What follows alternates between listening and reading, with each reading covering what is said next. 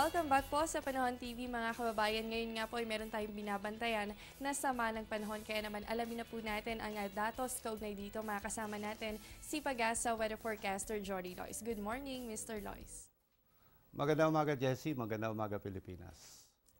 Kahapon po yung binabantayan natin na bagyo sa labas ng ating area of responsibility ay pumasok na nga at binigyan nga po ito ng local name bilang Typhoon Neneng. Ano na po ba ang current location nito at anong oras po ba inaasahan na lalabas ito sa ating PAR? Okay, Jessie. Actually, itong si Neneng ay lumabas na nga ng Philippine Area of Responsibility kaninang alas 2. At as of 4 a.m. ang kanyang present location ay nasa 1,240 kilometers northeast ng Itbayat, Batanes. At magpapatuloy itong northwest direction niya papunta po dito sa may Japan at iikot na po siya ng Japan by tomorrow o sa Monday o sa Lunes. At sa kanyang pag-ikot po dito sa may parte ng Japan, inaasahan pong papasukin na itong si Neneng ng malamig na hangin o yung tinatawag nating cold air intrusion at magsisimula na po siyang humina.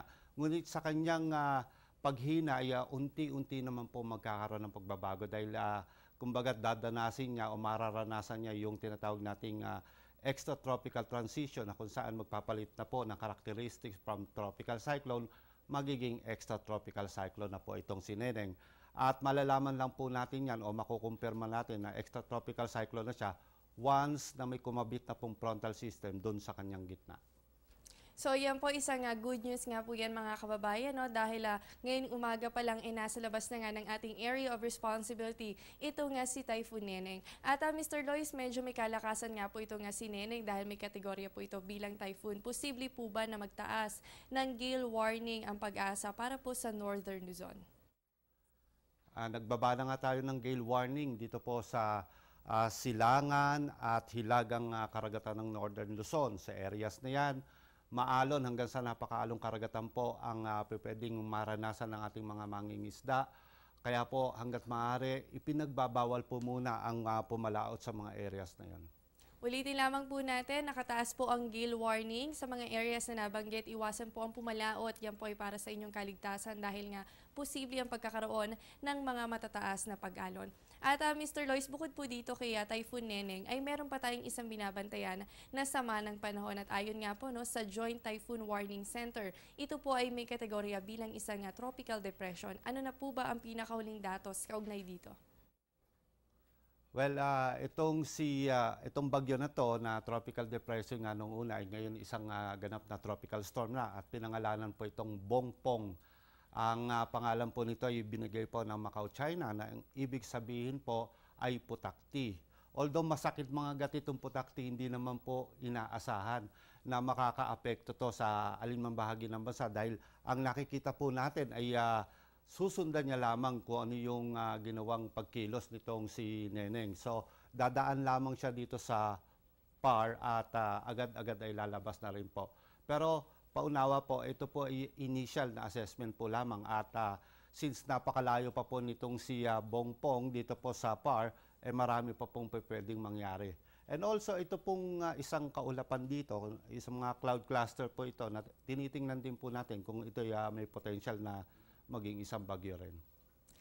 Ayan po mga kababayan, narinig nga po natin na itong tropical depression sa labas ay nag-intensify pa o mas lumakas bilang isang tropical storm. At ayon nga po kay Mr. Lois, wala naman itong direktang epekto sa bansa natin pero patuloy pa rin natin babantayan ang maaaring magiging pagbabago nito. At Mr. Lois, base po sa datos ng Pag-asa, ano po ba yung forecast rainfall natin para sa buwan ng October? Okay, para po sa sa buwan ng Oktubre, kung makikita po natin itong graphics, makita po yung kulay pula. Ang ibig po sabihin yan, yung areas na yan makakaranas po ng napakahihinang mga pag-ulan o kulang po yung mga giging pag-ulan yan compare po sa normal na nararanasan ng mga areas na to. Ang mga areas po nito ay lalawigan ng La Union, Pangasinan, Ilocos Sur, kasama na rin ang Benguet. Although ito pong mga areas na to ay makakaranas ng mahinang mga pag-ulan para po sa buwan ng Oktubre. malalakas naman po ng mga pag-ulan ang mararanasan dito po sa Batangas at Camarines na kung saan makakaranas po ng mahigit 500 millimeters na pag-ulan sa isang buong buwan. At ang pinakamalaki nga ito, itong Quezon Province kung saan makakaranas po o makakatanggap po ng mahigit na 600 milimetro para po sa buwan ng Oktubre. Yan, nakita nga po natin yung data, no? Mataas po yung posibleng mga pag-ulan o madaming ulan ang posible pong maranasan ng mga areas na nabanggit gaya nga po ng Quezon Province, kasama rin po ang Batangas at ang Camarines. So asahan po natin o paghandaan po natin ang mga kondisyon ng panahon na yan. At Mr. Lois, ngayon naman po, ano ba nga asahan nating lagay ng panahon sa mga susunod na oras? Magpapatuloy po ba itong maulan dito sa may bahagi po ng Mindanao? Ano po bang nilalaman ng inyong 5 a.m. weather forecast? Intertropical convergence zone po ang nakakaapekto dito po sa may Southern Mindanao. Kaya po inaasahan na itong lalawigan ng Palawan, kasama na rin ang rehiyon ng Kanlurang Kabisayaan at itong Zamboanga Peninsula ay makakaranas po ng maulap na kalangitan na may mahina hanggang sa katamtamang mga pag-ulan at pagkidlat, pagkulog. Ang nalalabing bahagi naman po ng ating bansa, kasama dyan yung Metro Manila, makakaranas pa rin ng magandang lagay ng panahon, maliban lamang po sa ilang lugar na kung saan yun na nga, nakakaranas ng mga isolated thunderstorms during afternoon or evening. Kaya po paghandaan din natin yan dahil nga ngayon medyo malawak na yung mga areas na apektado nito nga Intertropical Convergence Zone o yung tinatawag natin na ITCZ. Yan po ay magdudulot ng pag-ulan sa mga nabanggit na areas, particular po dyan sa area ng Mindanao at ganun din po sa Visayas. Dito po sa atin sa Luzon, particular po sa Metro Manila, good weather conditions po tayo. Asahan po ang pagsikat ng araw pero pagsapit nga po ng hapon o gabi, madalas po dyan yung pagkakaroon ng mga pag-ulan, ganun din po ang pagkidlat at pagkulog. Kaya po sa mga motorista natin, nako maging alerto po tayo sa lagay ng panahon. Maraming salamat po, Mr. Lois. At mga kababayan, nako ilang araw na nga lang ba, Pasko na, napaghandaan nyo po ba o nag-isip na ba kayo ng ihahanda nyo para sa Pasko? O kaya naman nagsimula na po ba kayo nga mag-decorate ng inyong mga tahanan? Nako, dapat simulan na po yan dahil 82 days na lang, Pasko na.